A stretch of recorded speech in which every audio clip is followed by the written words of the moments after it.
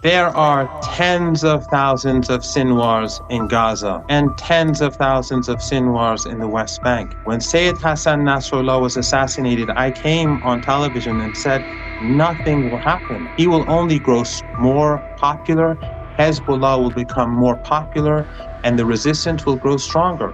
Look what's happened on the border between Palestine and Lebanon over the past 2 weeks. The Israeli regime has tried to enter and they've been hammered day after day after day. They will not win. They will not beat the Palestinian people. The apartheid regime in South Africa thought they could subjugate the people of South Africa eternally. It didn't work. This is not going to work either. But the only difference is that this time the West has invested everything in this Holocaust.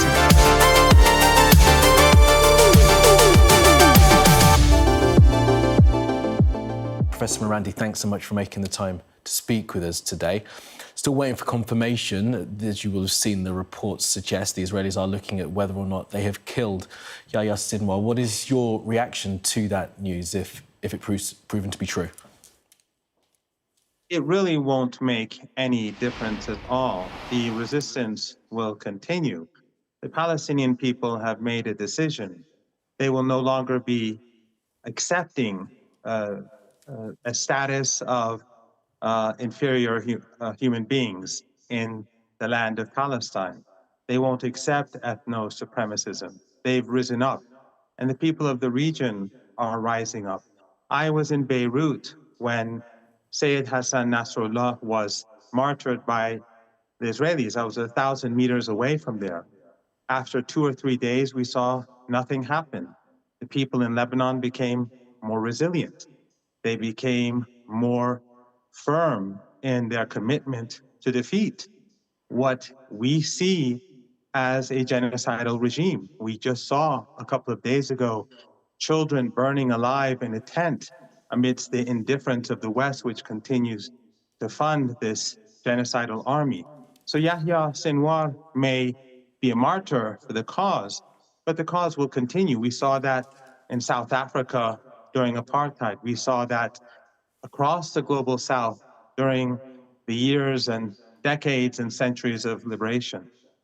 So, Professor Meirandy, what does that struggle look like then going forward, knowing what we know as to the situation currently in Gaza?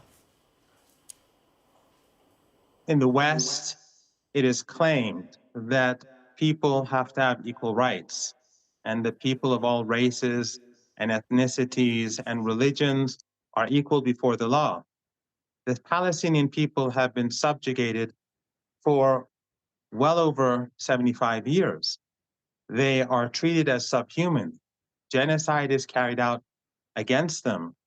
They are going to resist. They've chosen the path of resistance because they know that this will never stop. The subjugation of the Palestinian people, the ethnic cleansing, the terror will never stop. It's not just happening in Gaza, it's happening in the West Bank. Every day the Israelis are murdering Palestinians in the occupied West Bank, which even according to your government is illegally occupied. But it's okay if the Israelis do that because it is accepted in the West that they have special rights and special privileges. If what is going on now today in Gaza, in Lebanon, in Syria, and in the West Bank, with all these atrocities being committed by the Israeli regime, if this was carried out anywhere else in the world, there would be uproar. It would have ended a year ago. But not only has it not ended, Western governments are empowering the Israeli regime to slaughter day after day after day.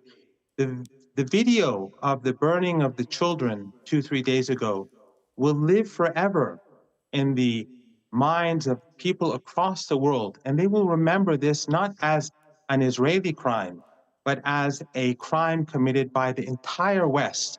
All of the Western governments were behind this.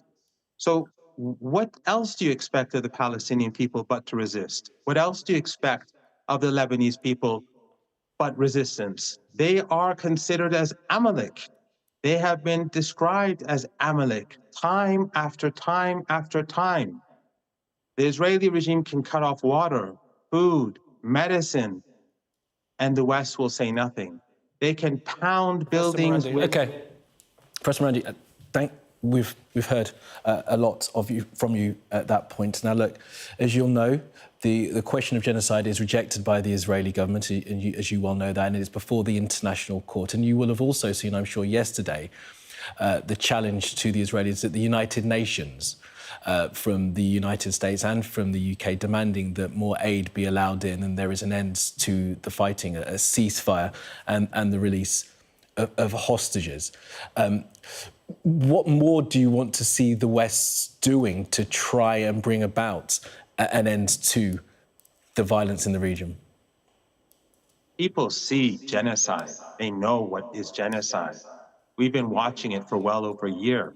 This Holocaust is not something that we can hide through narrative building. This is ongoing, and it will continue after our discussion, and it will continue tomorrow and the day after and the day after. The West is complicit. The West has to stop the genocide.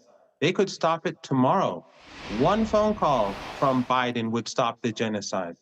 The United States is complicit. They're arming the Israelis. They're helping the Israelis. So, Mr. Mierendi, do you think that if weapons were stopped being given to the Israelis, that would stop the actions as you see them? Do you have any doubt about that? Do you think that the West did not know that they were starving people in northern Gaza? They've stopped the food for almost 2 weeks now. They've stopped everything. And you think the West didn't know that? And then they just now, after the world becomes outraged, they give the Israeli regime a month, in addition to 2 weeks, a month. What do they want to do? Starve them first? The hypocrisy of the West will not be forgotten. If people in the West wonder why BRICS is on the rise, why the global South or the global majority is turning away from the West, they should look at the images on their screens. They should look at the people burning alive in front of cameras, and then they'll understand what's happening. The West has destroyed its soft power. It's destroyed its image and credibility. What is happening today in Gaza will not be forgotten until my children have grown very old. But since the West does not plan to change, I don't even think it will be, that image will be restored even then. Professor Mierendi, what's going to be the response, do you think, of Iran if this is proven to be correct and Sinwar has been killed? There are tens of thousands of Sinwars in Gaza and tens of thousands of Sinwars in the West Bank. When Sayyid Hassan Nasrallah was assassinated, I came on television and said, nothing will happen. He will only grow more popular, Hezbollah will become more popular, and the resistance will grow stronger. Look at what's happened on the border between Palestine and Lebanon over the past 2 weeks. The Israeli regime has tried to enter, and they've been hammered day after day after day. They will not win. They will not beat the Palestinian people. The apartheid regime in South Africa thought they could subjugate the people of South Africa eternally. It didn't work. This is not going to work either. But the only difference is that this time the West has invested everything in this Holocaust. Professor Mierendi, as you know, and as was said again at the UN by the US representative and the UK representative, they want to see a two-state solution at the end of all of this. Is that something that in your mind is a possibility sometime near in the future? The whole notion of a two-state solution was always a lie. They never planned to give the Palestinian people a state. They were buying time for the Israeli regime to colonize the West Bank.